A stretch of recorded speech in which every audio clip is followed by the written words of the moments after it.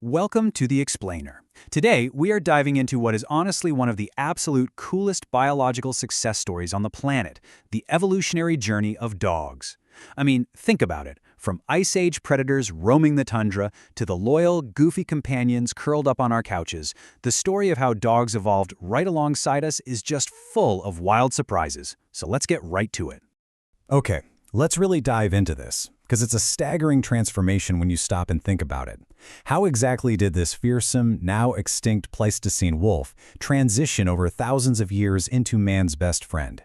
We're talking about a single species that has literally exploded into over 360 distinct, globally recognized breeds of pets and working animals. That is an unparalleled evolutionary leap, and we're going to unpack exactly how the whole shebang happened.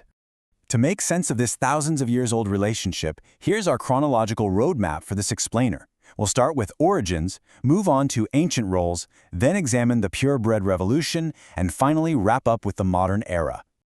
All right, Section 1. Origins. From wolves to companions. You know, it's a totally crucial point that dogs were actually the very first domesticated species in human history. They predate cattle, sheep, and even the invention of agriculture itself. The sheer scale of this timeline really puts things into perspective. Genetic divergence from wolves began around 40,000 years ago. Wow. By 25,000 years ago, studies show the early domestication process was well underway, and by 14,000 years ago, we have undisputed evidence of fully domesticated dogs.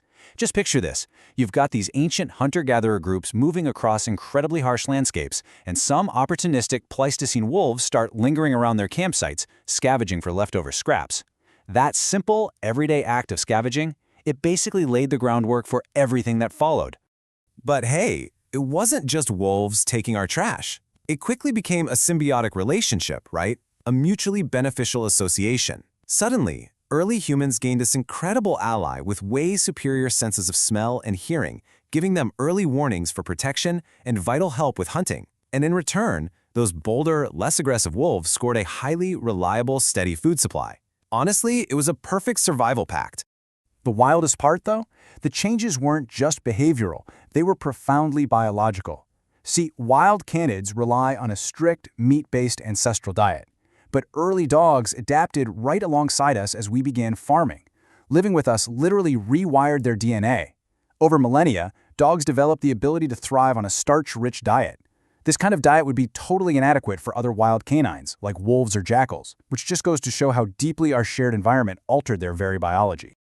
Okay, so as humanity transitioned from nomadic tribes to settled societies, we hit Section 2, ancient roles, working alongside civilizations.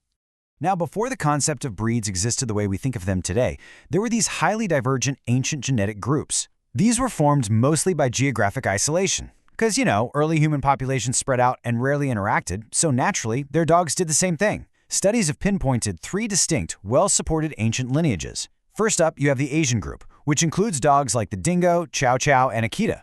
Then there's the Middle Eastern group, featuring these super agile hunters like the Afghan hound and the Saluki. And finally, the Northern group, totally built for extreme cold. Think the Alaskan Malamute and the Siberian Husky. These ancient lineages are essentially the foundational pillars of all canine diversity. And as human civilizations flourished, so did the status of the dog. Over in ancient Egypt, they were revered. And I mean, not just as hunting partners, but as vital spiritual symbols. You see them depicted all over in grand hieroglyphs. Across the Mediterranean, in ancient Greece and Rome, dogs were deeply valued for their guardianship. If you look at ancient Roman mosaics, you'll frequently spot dogs depicted as these ultimate symbols of loyalty and fidelity. It's a huge testament to how early humans were already viewing them as steadfast, loyal companions. Fast forward to the Middle Ages, and dogs were categorized strictly by the jobs they did. I absolutely love this archaic quote from Juliana Berners back in 1486. She lists out the dog types of the time. Check this out. First, there's a greyhound, a bastard, a mongrel, a mastiff, a limmer, a spaniel, raches, kennets, terriers, butcher's hounds, dung heap dogs, trundle tails, and small ladies' puppies that bear away the fleas. It's pretty funny to us today, but the absolutely crucial takeaway here is that back then, form followed function. You didn't care what the dog looked like. You only cared if it could guard the butcher shop, hunt a deer, or, apparently attract fleas away from a wealthy lady.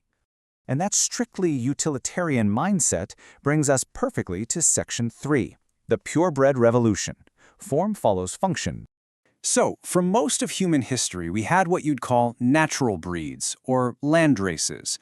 These were shaped organically by their specific environments and geographic isolation over thousands and thousands of years, with very minimal selective breeding by us humans. But contrast that with modern purebreds. In literally just the last 200 years, which is a total blink of an eye in evolutionary terms, humans started applying strict artificial selection. We started designing dogs based primarily on standardized physical traits. And what was the result of all that intense artificial selection? Over 360 globally recognized breeds today. It's wild. Because of this explosive human-driven breeding phase over just the last couple of centuries, dogs are now the single most morphologically diverse mammal on planet Earth. Think about it. From a tiny Chihuahua to a massive Great Dane, they are all the exact same species, just heavily modified by our choices. It's fascinating to watch how this builds historically. Back in 1327 and 1406, early texts were pretty much just cataloging dogs by hunting styles. Running hounds, spaniels, mastiffs, that sort of thing. But jump ahead to the 19th century, specifically 1877, with the establishment of events like the Westminster Kennel Club Dog Show. Now this was a massive turning point. The focus completely shifted away from what a dog could do in the field and moved towards standardizing exactly what a dog looked like in a show ring. This is the era that really popularized the strict concept of the purebred. Which brings us to the present. Section 4, Modern Era, Companions and Specialized Roles. Obviously, while many dogs today are simply our beloved family members, living their best lives thanks to incredible advances in veterinary medicine, they also still perform some truly astonishing working roles. We're talking guide dogs for the visually impaired, dogs doing complex search and rescue operations, sophisticated law enforcement and military detection, and of course, providing vital therapy and emotional support.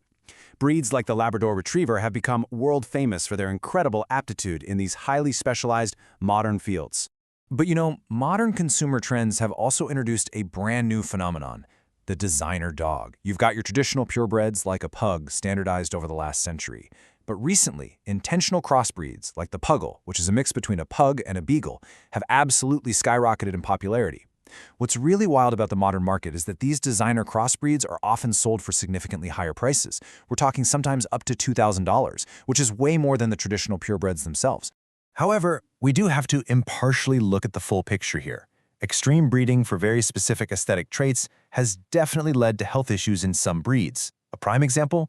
The severe breathing problems commonly seen in flat-faced or brachycephalic dogs. Basically, when we as humans prioritize extreme physical appearance over function, it fundamentally impacts the health and longevity of the animal.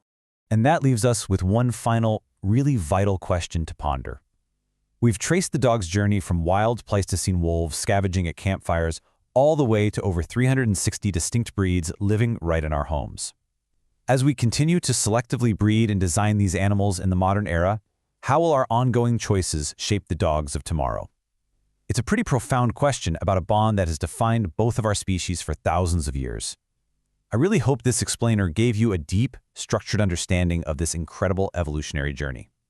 Keep asking questions, and I will catch you in the next explainer.